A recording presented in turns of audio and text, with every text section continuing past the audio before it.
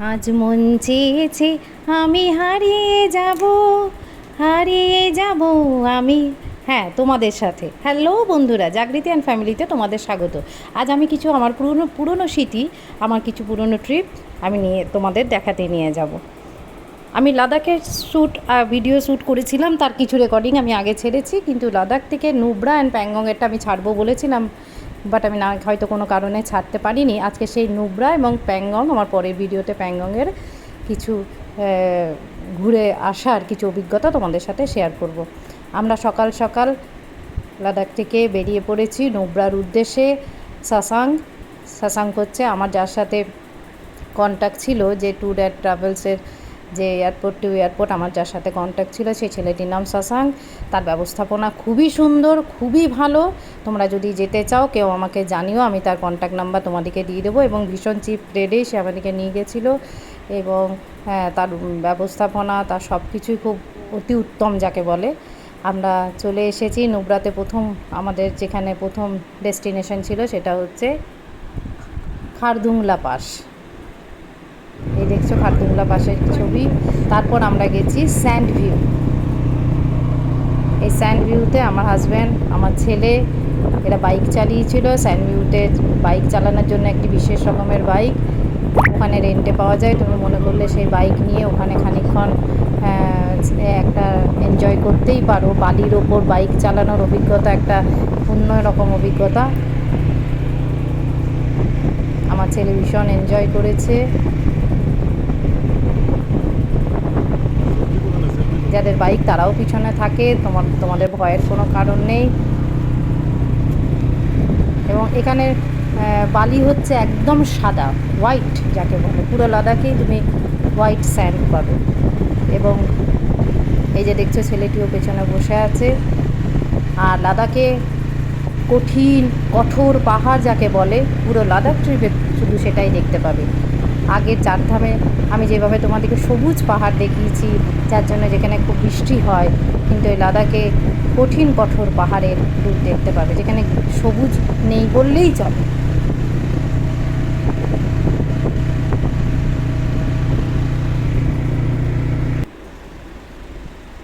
ওখান থেকে আমাদের পরের ডেস্টিনেশন ছিল শান্তি স্তূপা। লাদাখে প্রচুর তিব্বতিয়ানরা থাকেন, এবং তাই সেখানে বৌদ্ধিস্টরাও অনেকে থাকেন। তাই নানা জায়গায় গৌতম বুদ্ধদেবের শান্তি স্তূপ রয়েছে, যেটি শান্তি স্তূপা নামে পরিচিত।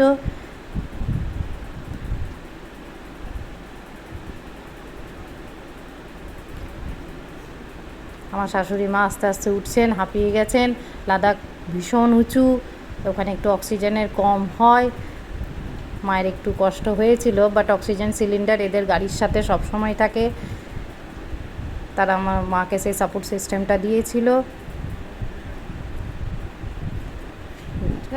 কিন্তু মায়ের মনের ইচ্ছা খুবই প্রবল, তাই 72 ইয়ার্সে লাদাখ ভ্রমণ। 72 ভুল বললাম, 72তে চারধাম, 71-এর লাদাখ। আমরা হোটেলে ঢুকে পড়েছি, এবং তোমাদেরকে আমি হোটেলটা এই কারণেই দেখাচ্ছি যে পিছনে কি কঠিন পাহাড়, হালকা গাছপালা রয়েছে, আর হোটেলটা পুরোটাই কাঠের ওপর, যার জন্য এখানে, এবং ভীষণ নিট অ্যান্ড ক্লিন, পুরোটাই কাঠ। ওখানে সিমেন্টে যেটুকু নিচের পরিকাঠামোটা, যেটুকু তোমার সিমেন্ট বালি, বাকি ম্যাক্সিমামটাই ওদের কাঠের। এবং শশাঙ্ক আমাদেরকে যে ব্যবস্থাগুলি করে দিয়েছিল, কোনোটাতেই কোনো অভিযোগের সুযোগ আমরা পাইনি। ভীষণ ভালো। তোমরা যদি কেউ শশাঙ্কের সাথে যেতে চাও আমাকে জানিও, আমাকে কমেন্টে লিখো, আমি নিশ্চয়ই নাম্বার দিয়ে দেবো। ভীষণ হেল্পফুল ছেলেটি। এগুলি হচ্ছে টেন্ট, অনেকে রোমাঞ্চকর অভিজ্ঞতার জন্য টেন্টেও থাকে।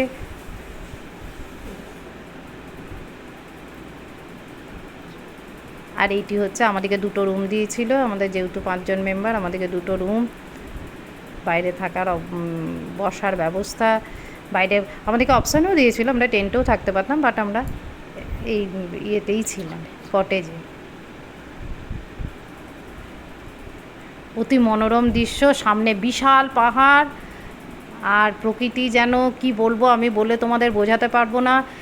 লাদাখ কেউ যদি ভ্রমণ পিপাসু হও, তাহলে আমি তাদেরকে অবশ্যই বলবো যাই কষ্ট হোক একবার অবশ্যই লে লাদাখ, কেন কেউ যদি লে লাদাখ না গেছো তার ভ্রমণের অভিজ্ঞতা সম্পন্ন হয় না। যতই সে বিদেশ ঘুরে নাও, দেশ ঘুরে নাও, লে লাদাখ একদম প্রকৃতির কোলে যেন কয়েকটা দিন তুমি থেকে আসবে। আমরা পরের দিন সকাল সকাল বেরিয়ে পড়েছি শায়ক নদীর ধার দিয়ে, ইন্ডিয়ার লাস্ট অ্যান্ড ফার্স্ট যাই বলতে পারো থাং ভিলেজ অ্যান্ড টুকটুক ভিলেজ। থাং ভিলেজটি খুব রিসেন্ট, আগে টুকটুকটি অনেক আগে আমাদের ইন্ডিয়ার সাথে অন্তর্ভুক্ত ছিল, পাকিস্তানের আন্ডারে ছিল, কিন্তু থাং ভিলেজটি খুব রিসেন্ট আমাদের সাথে যুক্ত হয়েছে।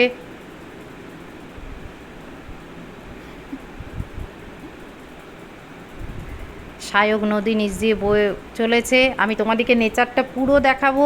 আজকে আমি থাং ভিলেজের রেকর্ডিং দেখাবো না, কেন থাং ভিলেজটা আমার নেক্সট রেকর্ডিং আমি তোমাদের দেখাবো। আর শুধু এই যাওয়ার রাস্তার অভিজ্ঞতাটা আমার যে মানে হয়েছিল, সেই অভিজ্ঞতাটা আমি তোমাদেরকে দেখাতে চাইছি। আমরা লে শহরে দেখেছি সিন্ধু ও জাঁসকার নদী। সিন্ধু নদী মানে বুঝতেই পেরেছ, দেখিতে গিয়াছি পর্বতবালা, দেখিতে গিয়াছি সিন্ধু। সেই সিন্ধু নদী যেখানে আমাদের খুব মানে পুরাতন সভ্যতা, সিন্ধু সভ্যতা গড়ে উঠেছিল, সেই সিন্ধু নদী, জাঁসকার নদী আমরা দেখেছি লেতে। আর থাংটা পুরো শায়ক নদীর ধারে। দেখছো কি বিশাল পাহাড়, নিচ দিয়ে শায়ক নদী বয়ে চলেছে।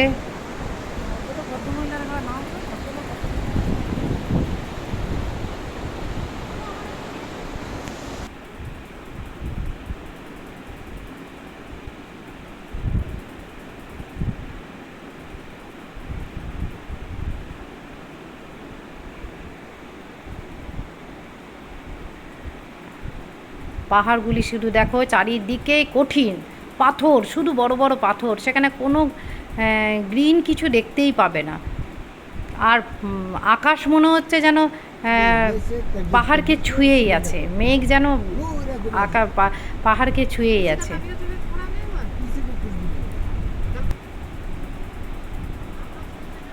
খারদুংলা যে পাসটি দেখিয়েছিলাম তোমাদেরকে, সেটি সমুদ্রপৃষ্ঠ থেকে 5359 মিটারের চিত্তাকর্ষক উচ্চতায় অবস্থিত।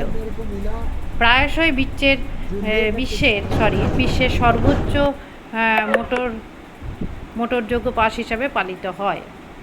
এখানে আমাদের চেকিং হলো, আমরা থাং ভিলেজে যাব, তার জন্য পারমিশন করাতে হয়। গাড়ির নাম্বার, প্রত্যেকের আধার কার্ড দেখে, যাতে গাড়িটি রিটার্ন হয়েছে কি না সেটা তারা আবার ফেরার সময় মিলিয়ে নেয়।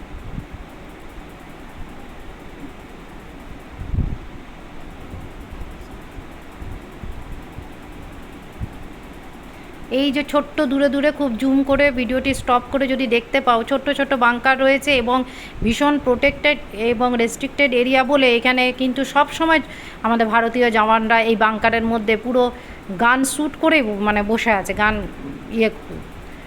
ধরেই বসে আছে। যে কোনো মুহূর্তে যদি কেউ পাকিস্তানের সাথে, এখানে মেন পাকিস্তান আর চীন, কিছুদিন আগেও শুনেছো চীনের সাথে ইন্ডিয়ার এই শায়ক নদীর ওপরেই বিশাল একটা ঝামেলা হয়েছিল, তাই ওরা সব সময় বসে আছে। তারা না থাকলে হয়তো এইভাবে আমরা শান্তিতে, আমরা যে যেখানে থাকি সেখানে ঘুমোতে পারতাম না এবং এই সুন্দরভাবে আমরা ঘুরতেও পারতাম না। পুরো ব্রিজটি হচ্ছে কাঠের। আওয়াজটা কিছুটা পাচ্ছ তোমরা, আমি জন্য সাউন্ডটা কিছুটা রেখেছি।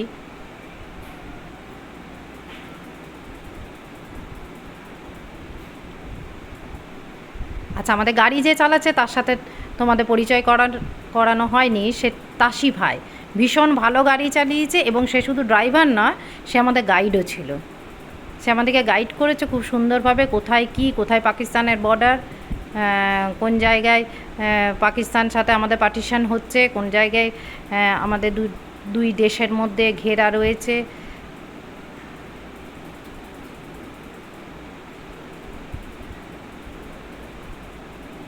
সবই সুন্দর করে বুঝিয়ে দিয়েছে। এই ছোট্ট ছোট্ট ঘরগুলি হলো bunker.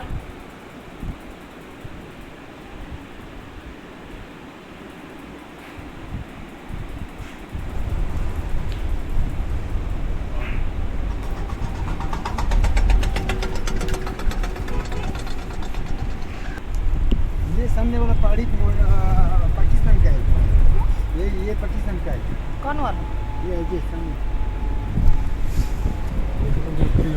Last flag of India.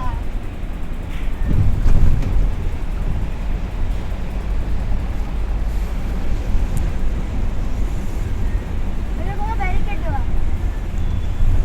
ওই দিকটা পাকিস্তান